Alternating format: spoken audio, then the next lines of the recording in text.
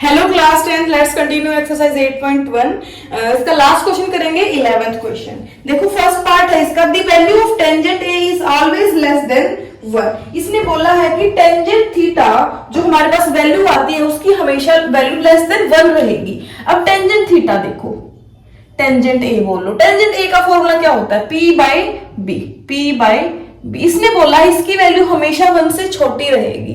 ठीक है, 1 से छोटी क्यों रहेगी भाई? देखो अगर मान लेते हैं परपेंडिकुलर की वैल्यू क्या आ जाए हमारे पास 12 और बेस की वैल्यू 6 आ जाए, 6 2 जा 12, क्या 2 1 से छोटा होता है? नहीं होता। ठीक है, तो इसका मतलब 1 से छोटी हो वैल्यू जरूरी नहीं है ना। ठीक है, तो इसका आंसर क्या आ जाएगा हमारे पास? फॉल्स आ जाएगा, क्योंकि इसकी वैल्यू ग्रेटर देन 1 भी हो सकती है। ठीक है, नेक्स्ट क्वेश्चन है, next part, secant A is equal to 12 by 5 for some value of angle A. इसने बोला है सीकेंट ए की वैल्यू कितनी है, 12 बाई 5 है। सारा काम हमारे यहां से होगा। सीकेंट का फॉर्मूला होता है h by B, h by B. इसका मतलब पता क्या होता है, मैंने पहले भी बताया था आपको कि हाइपोटेन्यूज हमेशा बेस से भी बड़ी होगी वैल्यू और परपेंडिकुलर से भी बड़ी होगी। तो हमें इस टाइप के क्वेश्चंस में ये चेक करना है कि हाइपोटेन्यूज की वैल्यू इससे बेस से और परपेंडिकुलर से बड़ी है तो क्वेश्चन ठीक है, ट्रू है, अदरवाइज फॉल्स है। तो ये हाइपोटेन्यूज है और ये क्या है, बेस है। तो ये हाइपोटेन्यूज की वैल्यू बेस से बड़ी है तो ये हमारा क्वेश्चन क्या हो जाएगा, ट्रू। अगर यहाँ पे उल्टा होता, 12 से कोई बड़ी वैल्यू लिख देता 14, तो बेस की वैल्यू हाइपोटेन्यूज से बड़ी हो जाती, तो ये क्वेश्चन फॉल्स हो जाता। ठीक है, तो अब क्या होगा, इस क्वेश्चन को ट्रू लिखेंगे। इसका नेक्स्ट पार्ट है, cos theta is the abbreviation used for the cosecant of angle ए। देखो इसने बोला है cos ए को कोसिकेंट ए, COSECANT। इसने बोला है कि कोसिकेंट ए को ही हम cos ए लिखते हैं, लेकिन नहीं, ये cos ए अलग चीज है। कोसिकेंट ए को तो हम COSECA लिखते हैं जनरली, है ना।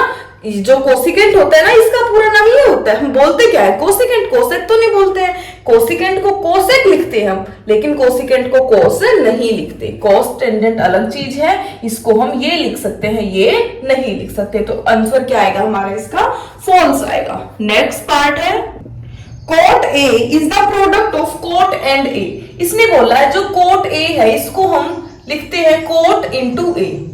ठीक है, अगर हम, इसका मतलब ये है कि कोट की और ए की मल्टीप्लाई करते हैं हमने कभी देखो कोट ए की मल्टीप्लाई की है एंगल से। अगर हम बात करते हैं कोट 30 डिग्री की, तो इसका मतलब क्या होता है, कोट की मल्टीप्लाई करते हैं 30 से। ठीक है, कि कोट की वैल्यू 2 है, 30 रखेंगे तो हमारा आंसर 60 आ जाएगा। नहीं, कोट 30 का मतलब होता है कोट की वैल्यू 30 डिग्री पर।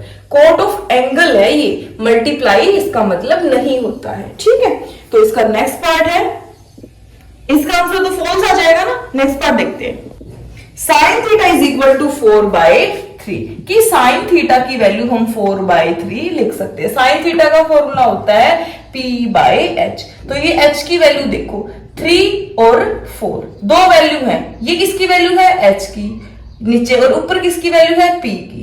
ठीक है, तो H की वैल्यू P से छोटी आ गई, लेकिन हमने तो ये पढ़ा था ना कि हाइपोटेन्यूज होता है ना, वो राइट एंगल की सबसे बड़ी साइड होती है, लेकिन इसने तो हाइपोटेन्यूज की वैल्यू 3 दे दी है और परपेंडिकुलर की वैल्यू 4 देती, तो ऐसा पॉसिबल नहीं है कि हाइपोटेन्यूज की वैल्यू छोटी हो जाए। ठीक है, तो इसका आंसर क्या आएगा, फॉल्स। ठीक है, रीजन भी डाल सकते हो, अगर 1 मार्क्स में आता है तो डायरेक्ट फॉल्स लिख सकते हो। ठीक है, ये था हमारा चैप्टर 8 की फर्स्ट एक्सरसाइज जो अब कंप्लीट हो चुकी है। नेक्स्ट लेक्चर में नेक्स्ट एक्सरसाइज करेंगे। Okay, thanks for watching.